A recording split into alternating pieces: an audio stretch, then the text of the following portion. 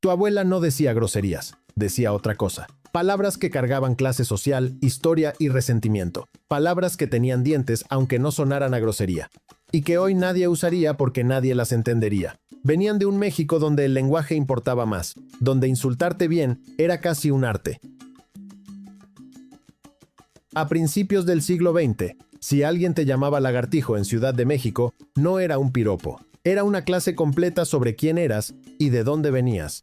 El lagartijo era el joven de clase media alta, que se paseaba por el Paseo de la Reforma, bien vestido, con el sombrero ladeado, sin hacer nada productivo, viendo pasar el mundo como si fuera un desfile organizado para su entretenimiento personal. Tomaba el sol, caminaba despacio, presumía el traje. El insulto vino de ahí, del reptil que se recuesta en las piedras calientes sin moverse, sin trabajar, simplemente existiendo con una tranquilidad que el pueblo trabajador no podía permitirse.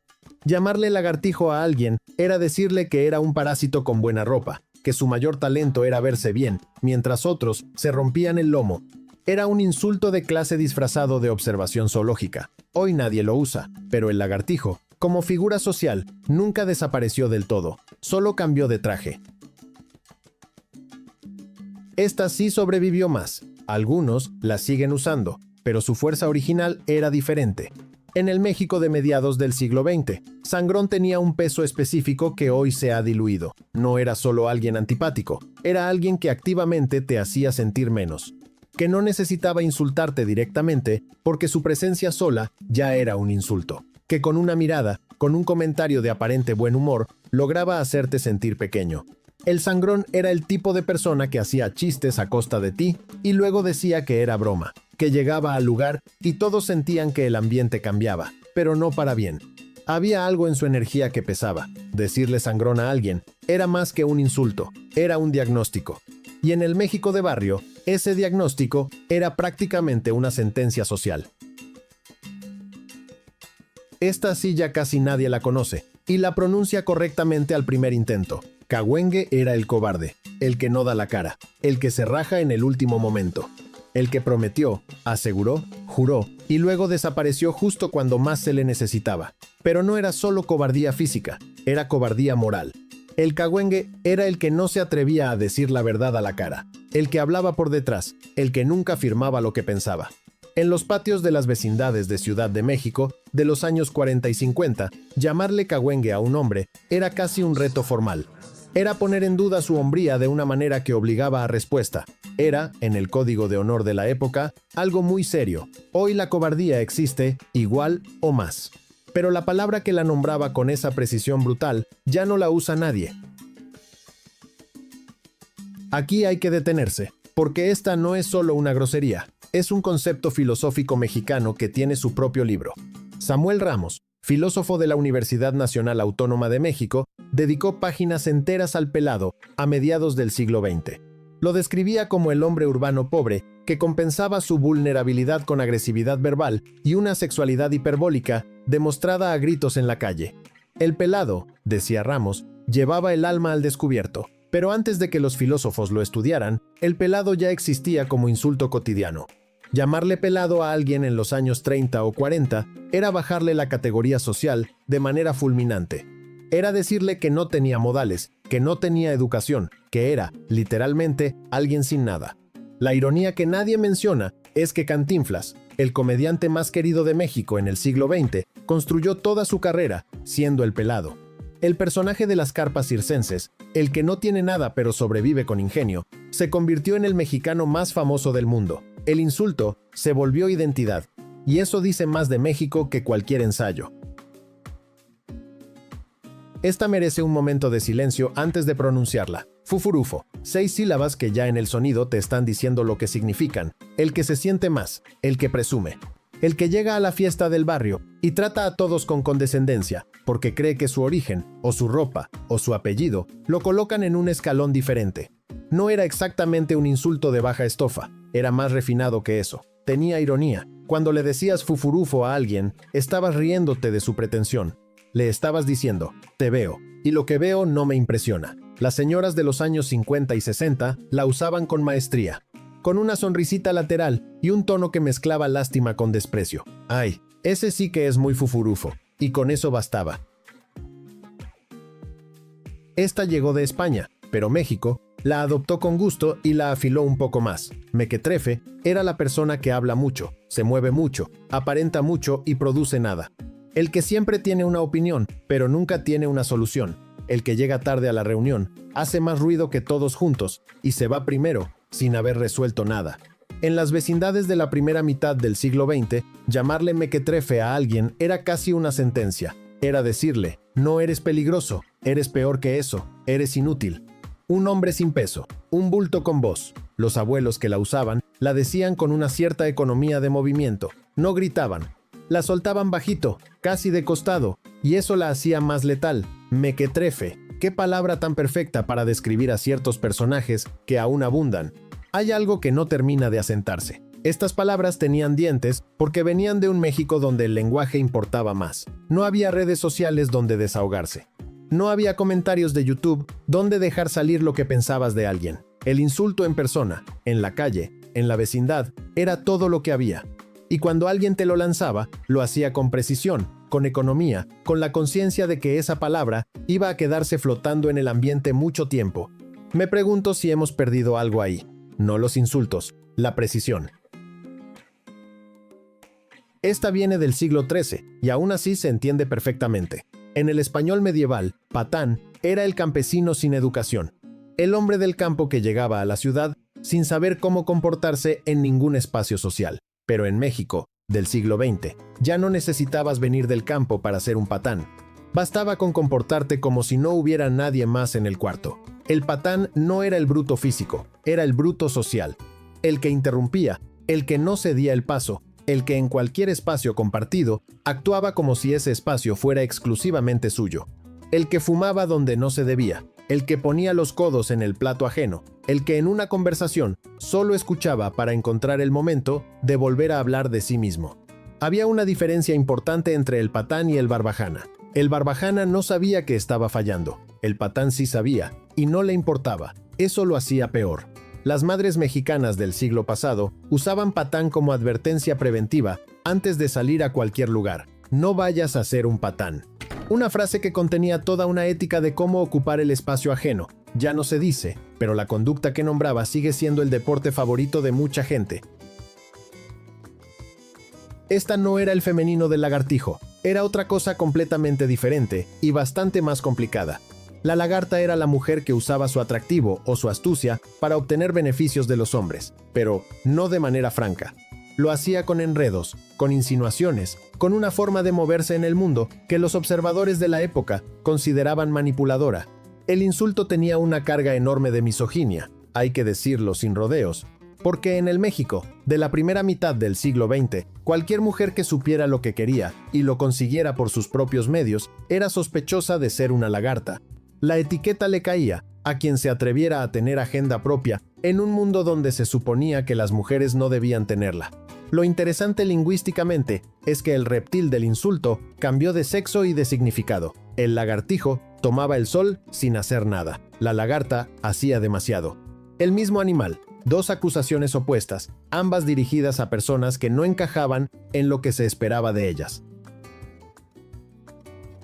Esta tiene siglos. Viene del italiano malandrino, que era el vagabundo peligroso, el que andaba por los caminos asaltando a los viajeros.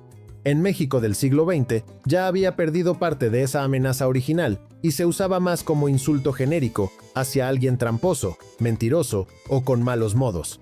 El malandrín no necesariamente te asaltaba en un camino, pero te hacía trampa en los negocios, te prometía y no cumplía, te sonreía en la cara y te robaba por la espalda. Los abuelos la usaban como sustantivo y también como adjetivo. Ese malandrín, ¿qué cosa tan malandrina hiciste? Tenía una musicalidad que hacía que el insulto casi sonara a cuento. Malandrín, como personaje de novela de caballería, ya nadie la usa, pero los malandrines, igual que los barbajanas, siguen entre nosotros. Este vino de los españoles y México lo adoptó con tanto gusto que lo mejoró. Barbajana, o barbajan, era el bruto. No el violento, no el agresivo, el bruto específico, el que no tiene fineza, el que no sabe comportarse, el que en una mesa come con la boca abierta, el que en una conversación interrumpe sin darse cuenta, el que en cualquier situación social es un elefante en una cristalería. No era el peor insulto del repertorio, pero tenía algo que los otros no tenían. Era educativo.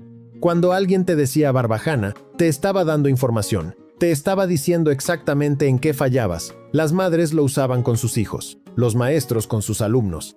Era un insulto con función correctiva. Ya no se usa, porque ya nadie quiere corregir a nadie. Ahora todo se acepta, pero los barbajanas siguen existiendo. La mayoría de estas palabras describen tipos humanos que siguen existiendo. El que presume y no produce. El cobarde que se raja. El manipulador de sonrisa fácil. El que no tiene modales. Todos están aquí todavía. Lo que cambió no fue la conducta, fue el nombre que le dabas. Y con el nombre, cambió también la precisión del insulto. Hoy le decimos cosas mucho más crudas a la gente, pero mucho menos específicas. Más ruido, menos puntería. Esta es una de las más raras del repertorio. Casi nadie sabe de dónde viene, y la Real Academia Española apenas la registra con un significado vago de persona entrometida y de poco valor. En el México popular del siglo pasado, el chisgarabís era una mezcla entre el mequetrefe y el lagartijo. Alguien que no tiene peso, que anda de aquí para allá sin función real, que aparece en los momentos que no se le llama y desaparece cuando se le necesita, pero tenía algo específico que lo diferenciaba. Era chistoso. No era solo inútil, era inútil y gracioso, lo cual lo hacía más irritante. Te hacía reír y luego recordabas que no habías resuelto nada. Tu abuelo la habrá dicho con una mezcla de fastidio y afecto involuntario, ese chisgarabís, con una media sonrisa que no podía evitar. Esta viene directamente del México colonial, de los siglos XVI, XVII y XVIII, cuando el español que llegó a estas tierras trajo su propio repertorio de insultos y los fue mezclando con lo que encontró aquí. Peinaovejas era el que hace trabajos ridículos, el que se ocupa de cosas sin importancia, con una seriedad absurda. El que tiene un cargo o una función que suena oficial, pero que en la práctica no sirve para nada concreto. En términos de administración colonial, había muchos peinaovejas, funcionarios con títulos largos y poderes inexistentes, personas que firmaban papeles que no importaban en una burocracia que se enredaba en sí misma. El insulto sobrevivió varios siglos porque el tipo que describe también sobrevivió. Hoy diríamos que alguien es un burócrata inútil. Antes decían peinaovejas, que, hay que admitirlo, es una imagen mucho más vívida. Esta viene del México colonial, y los lexicógrafos aún debaten su origen exacto, lo cual ya dice algo de lo vieja y escurridiza que es. Lo más probable es que naciera de la fusión de dos términos del español clásico, uno de ellos, vulgar, que juntos formaban algo que sonaba al mismo tiempo a insulto y a maldición. No era una palabrota de uso casual, se reservaba para momentos de enojo mayor, para cuando la persona frente a ti había superado todos los límites disponibles de la paciencia. Lo que tiene de interesante es su sonido. Carajaula no suena a grosería moderna, suena a algo que diría un pirata o un virrey enfurecido. Tiene un empaque teatral que ningún insulto de hoy iguala. Se fue apagando en algún momento del siglo XX, reemplazada por cosas más cortas y directas.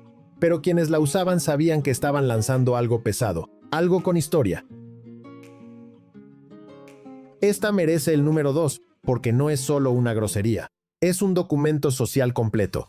Gata, en el México de principios del siglo XX, era el insulto que le caía a las trabajadoras domésticas.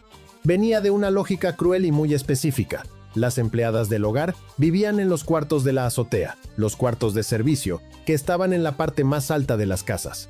Y los gatos, como se sabe, se suben a las azoteas. El insulto lo usaban unas clases contra otras. Lo usaban también los jóvenes de familias acomodadas como mecanismo de distinción. Decirle gata a alguien era borrarla como persona, convertirla en una categoría. Lo que no se dice suficiente es que había millones de mujeres que hacían ese trabajo. Que ese trabajo sostenía casas enteras, familias enteras, la vida doméstica de las clases medias y altas de todo el país. Y el idioma que la sociedad encontró para nombrarlas fue el nombre de un animal. La palabra cayó en desuso porque el concepto fue cambiando. Pero la jerarquía que la producía tardó mucho más en irse, y hay quienes dirían que todavía no se ha ido del todo. Esta es la reina, la más cargada, la más vieja, la que resume todo un capítulo de la historia de México en 4 sílabas. Gachupín era como los mexicanos del periodo colonial y del México independiente llamaban a los españoles recién llegados, especialmente a los que venían con pretensiones de superioridad. El origen de la palabra no está del todo claro. Hay quien dice que viene de una deformación de un término que hacía referencia al español, que traía espuelas y pisaba fuerte, literalmente, sobre el suelo americano. Pero lo que importa no es la etimología, lo que importa es la carga que tenía. Llamarle gachupín a alguien en el México del siglo XIX era acusarlo de tener una actitud colonial, de comportarse como si este territorio fuera suyo, de llegar y querer mandar, de tratar a los mexicanos con la condescendencia del que cree que viene de un lugar superior. Con el tiempo, gachupín se fue aplicando también a cualquier persona, española o no, que llegaba a México con esa actitud de dueño. Se convirtió en un insulto universal para describir un comportamiento específico, el de quien no reconoce que está pisando tierra ajena. Hoy casi nadie la dice, y es una lástima, porque sigue habiendo situaciones en que vendría muy bien. El idioma que usamos para insultarnos dice más de lo que somos que el idioma que usamos para elogiarnos. Cuéntame en los comentarios, ¿cuál de estas escuchaste de tu abuelo o de tu abuela? ¿O cuál te la enseñó alguien de quien ya no te acuerdas tanto como quisieras?